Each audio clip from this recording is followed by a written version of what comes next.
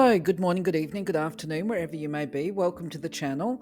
Today we're going to be talking about the angel of harmony, the angel Charmienne. Of course, that's the name that I use as part of me personalising connections with the angels. You might have a different name. It's all about you feeling comfortable. Anyway, before we get into it all, I would like to, as usual, thank you for joining me today and also invite you to share any of your thoughts, information, beliefs on the channel. If you write a comment in the description or below the description, I think you know what I mean. I do read all of them and I will certainly try and respond to all of them as well. What else can I say? I genuinely and most sincerely hope that the information that I share with you is information that helps you to walk your path with greater joy and to feel more empowered. Now, of course, we've got an angel playlist, just reminding you of this as well. You'll be able to see the content that we've loaded to date. All told, there's going to be about 50 videos on angels loaded, at least in the get-go. I will probably load more later on at some point, but I'm going to start with 50.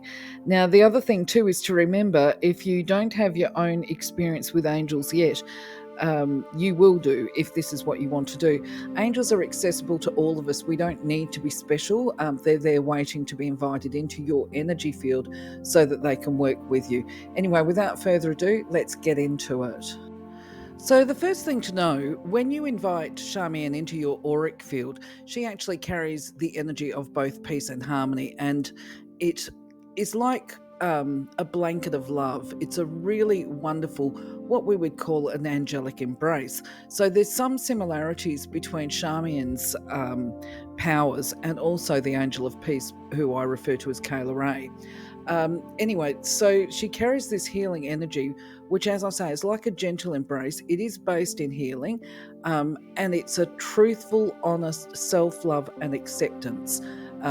She teaches that our struggles are actually based around duality, and the entire being and soul is made up of pairs and opposing forces, and our sole purpose includes learning how to balance these pairs and polarities. So I guess if we're talking about peace and harmony as specific functions, when we're talking about the angels, well, the angel of peace is actually a golden light angel. We've talked about that. You can check out the hierarchy. Her focus is more, well, the focus of golden light angels is more on emotional self-mastery, shall we say, with respect to how we actually feel. When we talk about the white light orders, we're looking at the power of thought a lot of the time, the power of our mind. And of course, Charmienne is a fourth order mother's angel. So generally speaking, mother angels are created from this space of creating harmony through having a healthy sense of self-worth, self-acceptance, and the capacity to manifest what we refer to as the divine feminine. This is a maternal type love.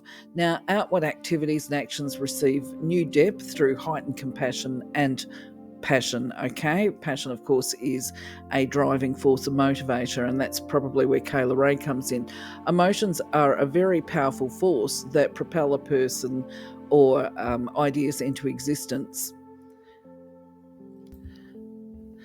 As an order of angels, they're very comforting, and as I stumble over my words, I think, as indicated with the fact that they're referred to as mother's angels, they do have a mothering, soothing quality. They will do things like soothe away the tears. If we've got emotional wounds, they'll tend to the wounds and the feelings. And as we open up our heart more fully to love and life, of course, that's part of their primary goal as well, to get us to open up and, like a flower, I guess, to go into full bloom. They will guide us from this space and of passion and care, and inspire us to search for our right place at the right time, while holding us in kind of a divine security or safety blanket. So just to expand on what we mean by balance, Charmienne's task is teaching harmony through balance. And with this, there is the message that, as I said, life consists of polarities and dualities. And when we talk about that, we're talking about things like day, night, opposing forces, lightness, darkness, and that there is a natural order and flow in life, as with the seasons. You know, we have summer, we have winter, we have different shades and shadows across the day. There is a rhythm to life, and there is a a rhythm to our personal life cycle as well as we do the divine path or walk our divine path. So basically, she says what happens on the earth plane with these seasons also happens to us as humans. We have a spirit, and within the human individuality, there is often these opposing forces that we might experience when we're faced with challenges. And this is when they tend to arise when we're challenged. You know, there becomes that will I, won't I, should I, shouldn't I, all of this. So, what she says is life is a series of changes and events, and the joyous ones occur and the painful and less than joyous ones too. Not usually at the same time, let's be real. And realistically, life is about creating a balance of the scales to ensure that we maintain this internal balance within ourselves. We have free will, so if life is giving us too many lemons, we're encouraged to find a way to make lemonade out of those lemons, because it's making lemonade from those sour lemons by adding a bit of sugar to life. This is what makes it more palatable, I guess. So if you're struggling a bit, try and create some time, I guess, for self-care. But anyway, we'll go more into her wisdom now. Before we do that, though, I think it's timely to talk about life, or each of us as individuals, and compare it or make the links between us, oneness, and duality and polarity, if I can wrap my words around it. The way I like to look at it, and I believe this is the teachings of feng shui anyway, is that as an individual, we are like the circle that you see on the screen here, this big external circle. Within that circle, we have the polarities of the black and white, the teardrops, if you like.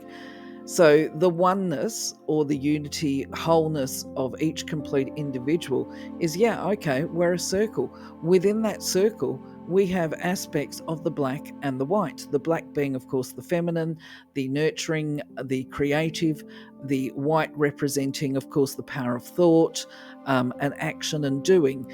Now, of course, within each of those aspects, if we were looking at it from a global bigger picture, you have men and women. So when we talk about masculine, we're talking about male. This is how these links are made. And within all men, there is an aspect of sensitivity. That's the white teardrop with the black little circle. And within all women, there is this capacity to be logical, rational, active, and powerful.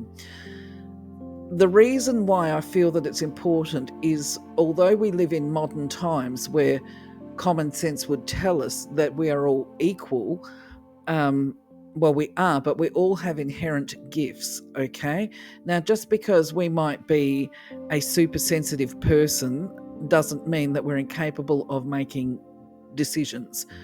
The free will business is more about how we choose to live our life. So if we had somebody who was a male or masculine type personality who chose to completely ignore and suppress any of their sensitivity aspects, then they would be really in the white, we would say. I'm not sure if I'm explaining this clearly. If you've got better approaches or better ways of saying it, please feel free to make a comment. The reason why I wanted to put this diagram up, though, is that because life is a cycle, we go through a series of cycles of development, right from the time we're born. There's always ups and downs. And so basically we will have time frames across the life path where everything seems to be dark, but it's got a time frame attached to it, and it will turn around, it will become light eventually. And the same thing is too, that within every scenario, there's a possibility of reacting to our triggers or choosing to act and being creative.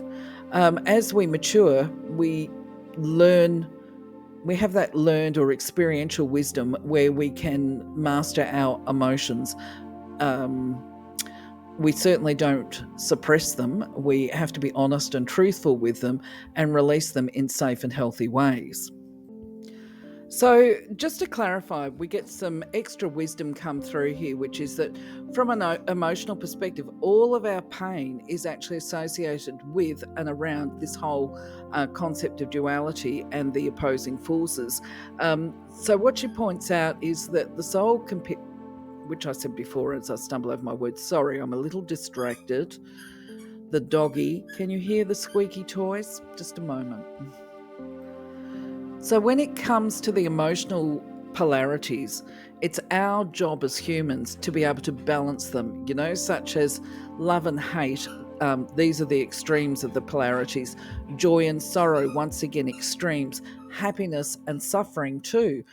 We are continually assaulted with situations and choices to make. And often, what happens when we make our choices, we will find that we perhaps have made a choice where we had the best of intentions, but it goes astray. And even the most beautiful or passionate of love can turn into less than love at the best scenario. But it can actually, on occasions, turn into pure loathing. Now, what she says is whatever we face, we have to make a choice, because when we fail to choose, this results in confusion. And finally, without making a choice, there becomes a form of paralysis and even powerlessness. I hope you like the sound of that little doggy thumping around on the floorboards. So Charmienne helps us to understand and to really know at a core level that harmony and balance is achieved via self-acceptance. It's having a feeling of self-worth. And when we've got these, we're able to release any troubling emotions of pain and anguish. Now, where problems arise for us as humans is when we judge our feelings to be bad or wrong and we hold them back. And when we hold them back and repress them, then they build up a pressure where they must be released. You will know that yourself. I don't know how many times I've heard people turn around and say, I'm well coiled up like a spring, I'm so frustrated or cross, or I'm ready to explode. These are all indicators that emotions need to be released sooner rather than later before they actually do become explosive. So reflections from other people around us, she says, they strengthen our feelings of shame and worthlessness.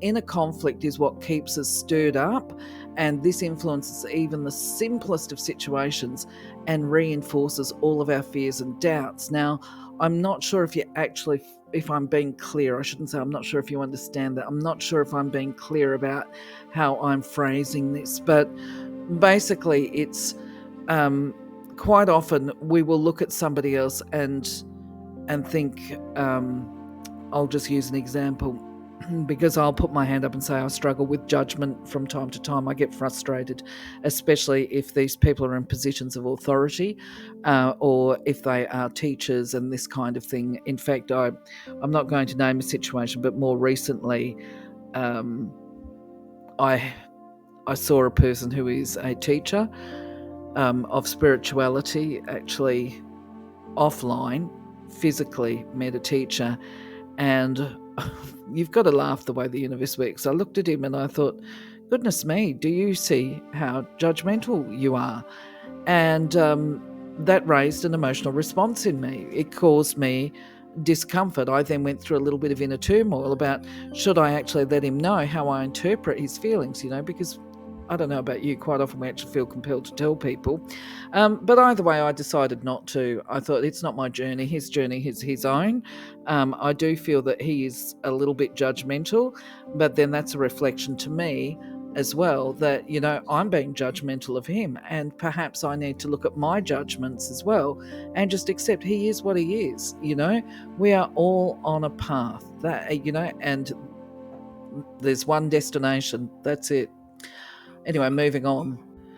So I just had to take a quick break because apparently having a puppy is like having a 2-year-old, and because I was ignoring him while I was trying to do the video, I ended up having a mountain of squeaky toys at my feet. So anyway, he's busy now. He's been a bit exercised.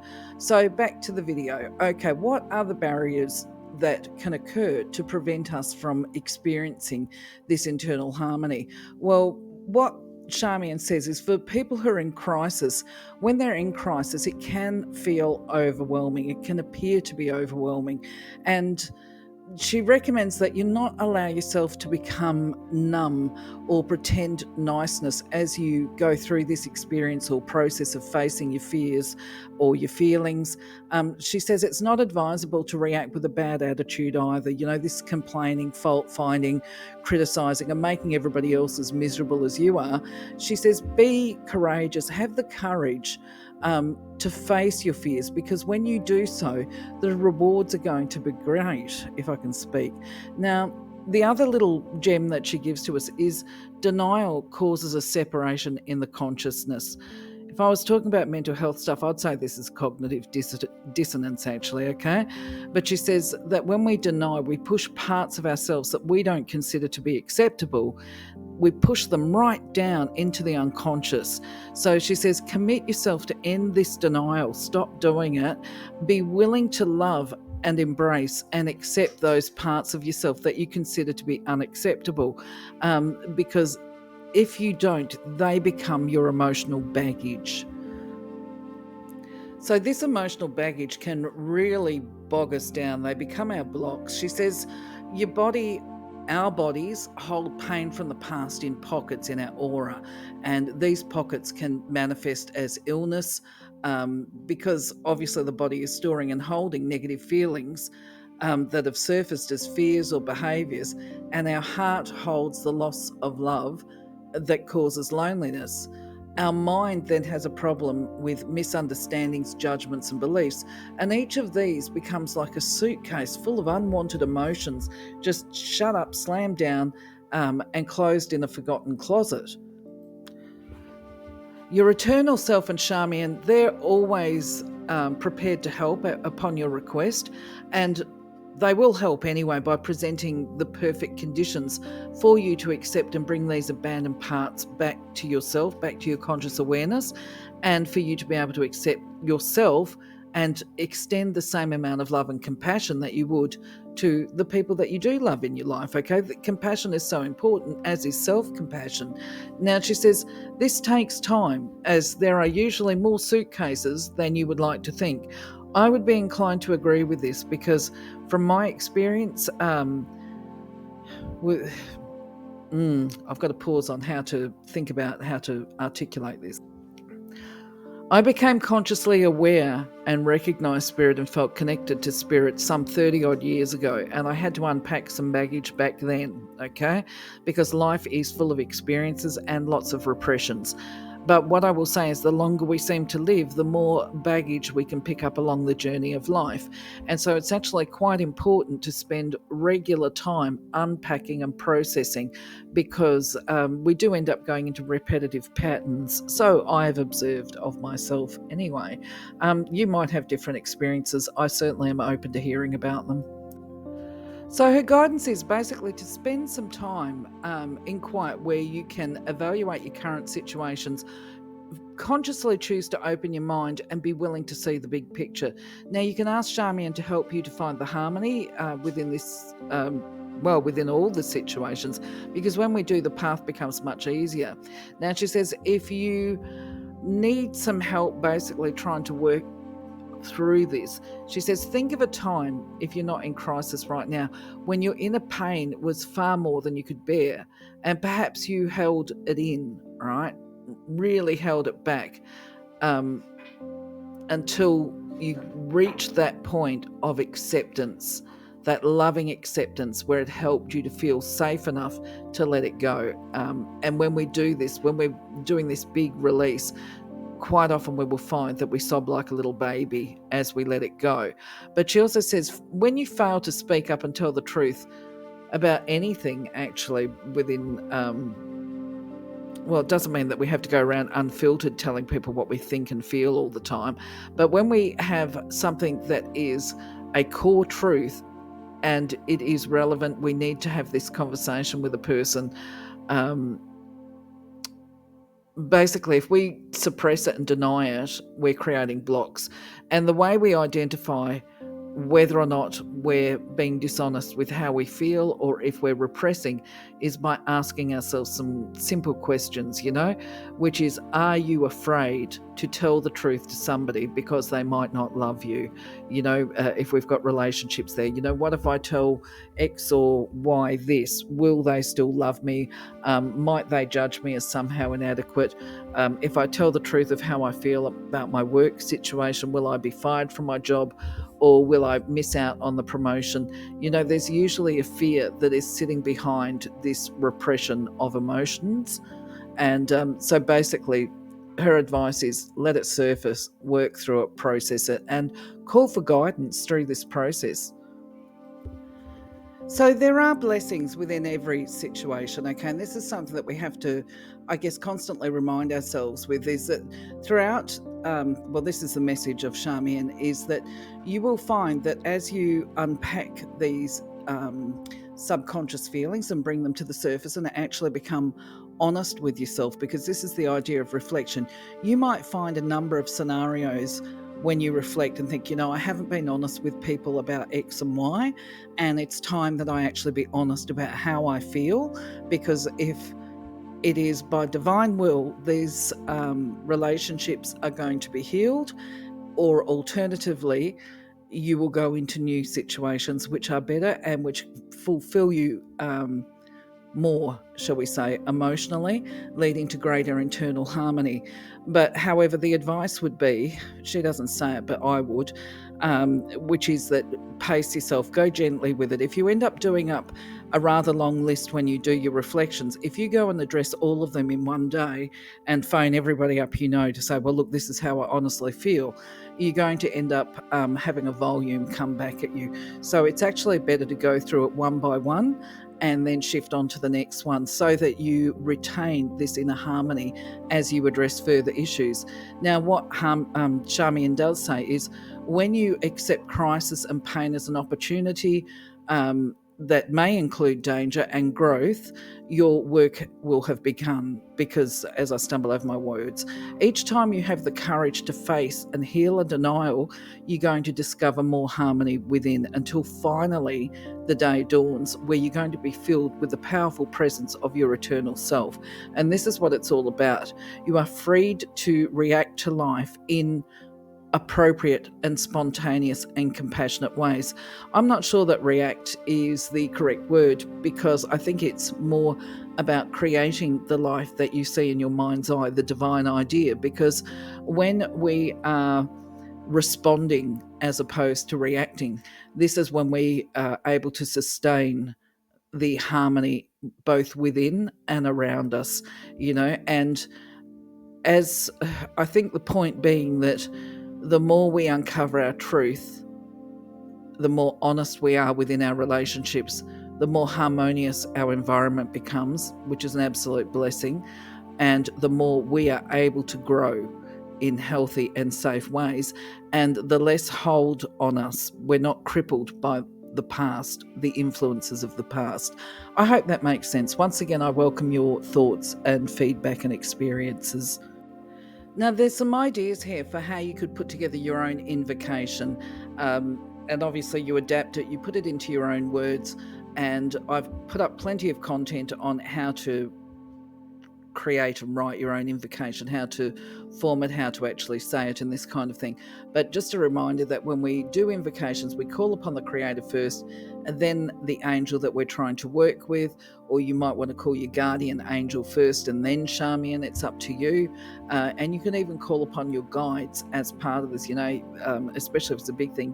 Calling out the team is one way of doing it.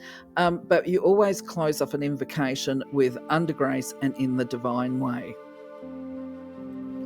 So, as always, you finish up an invocation with gratitude and appreciation. Thanks be is an easy one to put on.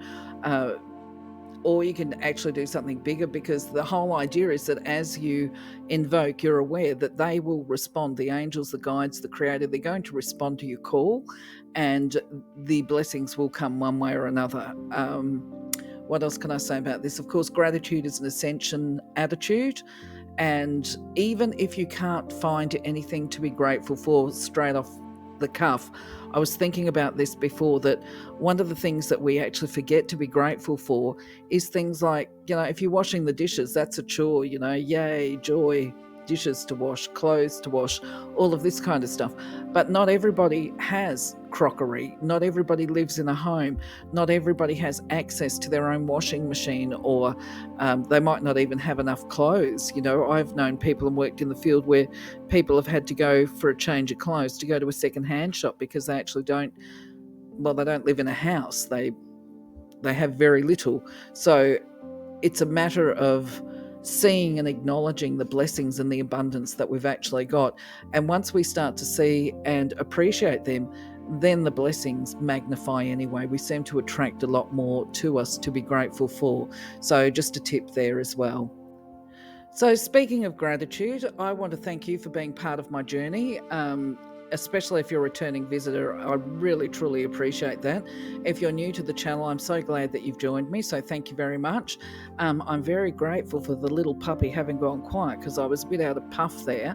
I'm not sure that I've been able to record this video actually with any form of quality because my little man has been so full on, but such is life. I'm not going to re-record it. I'm just going to load it as it is and just say thank you for your patience and tolerance in advance. In the meantime, I'm going to love you, leave you, wish you a wonderful day, wonderful week. Take care, be blessed. See you on the next video. Bye-bye for now.